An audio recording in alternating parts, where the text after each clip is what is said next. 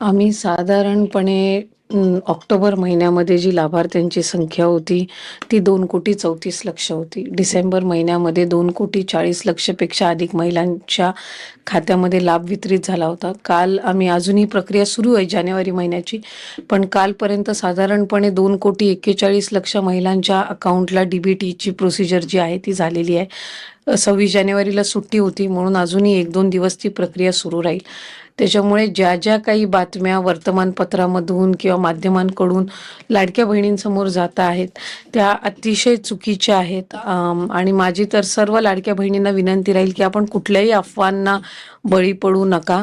कुठेही आम्ही कुठल्याही लाभार्थ्याच्या खात्यातून परत काही लाभ घेतलेला नाहीये, रिफंड केलेला नाहीये. राज्याचे मुख्यमंत्री असतील फडणवीस साहेब, उपमुख्यमंत्री शिंदे साहेब असतील किंवा 2 दिवसापूर्वी अजितदादांनी सुद्धा प्रसार माध्यमांच्या सोबत संवाद साधत असताना माहिती दिली की आम्ही कोणाचेही पैसे त्यांच्या खात्यातून परत घेतलेले नाही आहेत.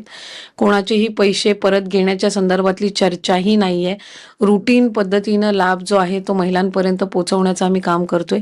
काही वर्तमानपत्रांनी 30 लाख, 35 लाख, 40 लाख, 60 लाख, उद्या म्हणतील 1 कोटी, 35 लाख, 40 लाख, 60 लाख, उद्या म्हणतील 1 कोटी, अशा पद्धतीचे जे काही तिथे जी माहिती देण्यात येत आहे ती अक्षरशः चुकीची आहे.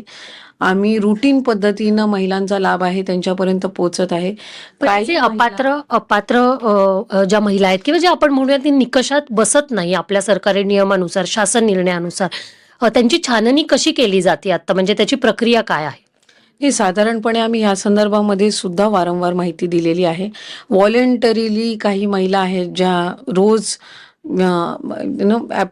त्यांचे जे काही अर्ज आहेत ते वेगवेगळ्या स्तरावर विभागाकडे प्राप्त होत आहेत. काही खाली ग्राउंड लेवलला जे आहेत अंगणवाडी सेविका असतील त्यांच्याकडे, किंवा खाली तहसील कार्यालयाकडे किंवा विभागाकडे, विभागाच्या जिल्हास्तरीय किंवा तालुकास्तरीय जे अधिकारी आहेत त्यांच्याकडे त्या संदर्भातले जे अर्ज येतात की आम्ही ह्या योजनेसाठी याच्यामुळे आता पात्र नाही आहोत, आम्हाला सरकारी नोकरी लागलेली आहे त्याच्यामुळे आम्ही आता पात्र नाही आहोत, किंवा आम्ही लग्न होऊन दुसऱ्या राज्यामध्ये गेलेलो आहोत त्याच्यामुळे आता पात्र नाही आहोत, किंवा आमचं उत्पन्न आता 2.5 लाखाच्या पुढे गेलेलं आहे म्हणून आम्ही पात्र नाही आहोत, किंवा आम्ही 4 व्हीलर गाडी घेतलेली आहे म्हणून आम्ही पात्र नाही आहोत. अशा पद्धतीनं रोजच्या घडीला, आणि ही आजची काही नवीन गोष्ट नाहीये, ऑगस्ट महिन्यामध्ये सुद्धा आम्हाला त्या पद्धतीने येत होते, ऑक्टोबर महिन्यामध्ये सुद्धा आलेले आहेत. व्हॉलेंटरीली ज्या महिला आहेत त्या येत आहेत समोर. आणि जे आम्ही GR आहे त्याच्यामध्ये कुठल्याही पद्धतीचा बदल हा करण्यात आलेला नाहीये.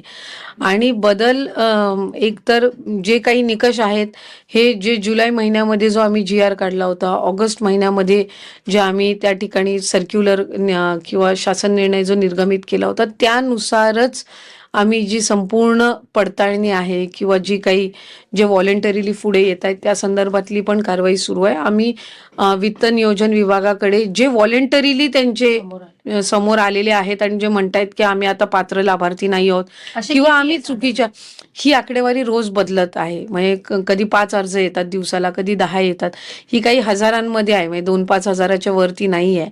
आणि त्या पद्धतीने हे अर्ज येतात त्याचे पण अजून रिफंड चालू केलेलं नाहीये. अजून कोणाचाही 1ही रुपया कधी खात्यातून घेतलेला नाहीये विभागाने.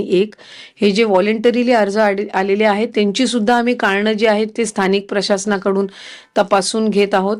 आणि वित्त व नियोजन विभागाकडून आम्हाला त्या संदर्भातला एक हेड तयार करून दिला जाईल रिफंड करण्याचा, जसा इतर योजनांनाही दिला जातो त्या पद्धतीनं तो तयार करून दिला जाईल. आणि त्याच्यामध्ये ते सरकारी तिजोरीमध्ये जाऊन जे व्हॉलेंटरीली येत आहेत तेच, खातं कुठल्याही कोणाच्याही खात्यातून पैसे घेत नाहीये. ही एक बाब मला आपल्या माध्यमातून पुन्हा लाडक्या बहिणीच्या लाभार्थ्यांना मला सांगायची. आम्ही सुरुवातीला त्या संदर्भातली माहिती दिली ज्या वेळेला आम्ही क्रॉस व्हेरिफिकेशन सुरू की इन्कम टॅक्स डिपार्टमेंट असेल, IT असेल, परिवहन विभाग असेल, म्हणजे ट्रान्सपोर्टेशन असेल, ह्यांच्यासोबत साधारणपणे, आणि महसूल विभाग असेल किंवा खालचे जे जिल्हास्तरीय प्रशासन आहेत यांच्यासोबत आम्ही तो डेटा जो आहे तो क्रॉस व्हेरीफाय करत आहोत. पण बाय अँड लार्ज आम्ही 2.5 कोटी का 2,65,00,000 किंवा 2,60,00,000 इतके काही सगळ्यांचे स्क्रुटिनी याच्यामध्ये होणार नाहीयेत. त्याच्यामध्ये काय असं नाहीये की 30 लाखाचा का 40 लाखाचा का 30 लाख हा आकडा जो आहे तो समोर येतोय.